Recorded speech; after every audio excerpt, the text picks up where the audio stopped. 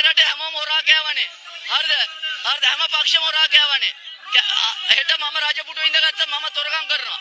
මොකද පාරේ ඉන්න අහිංසක මිනිස්සු මම පෝලිං වල අපි දකිනවා. හරිද? මිනිස්සු මැරෙනවා.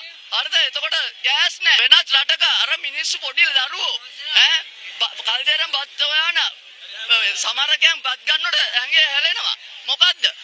මගේ මම පුඩා කාලේ ඉඳන් හැදුනේ රංජන රාමනායක මහත්තයා සෙවනේ. අවුරුදු 8 ඉඳන් මම තමයි පොඩි රංජන් කියන්නේ. මුළු ලෝකෙම දන්නවා.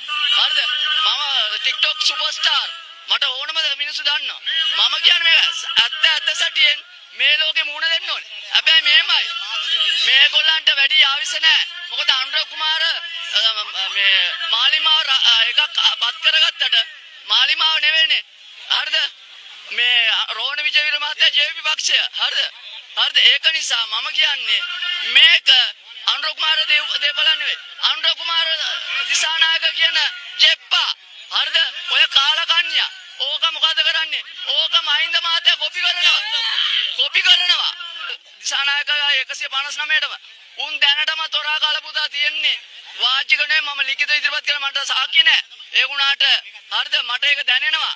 මට තේරෙනවා. අනිත් මිනිස්සු හොරා කෑවේ දෙයක් කරලා රටට.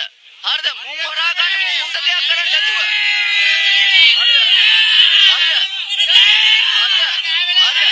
හරිද? මුන් කරේ හරිද?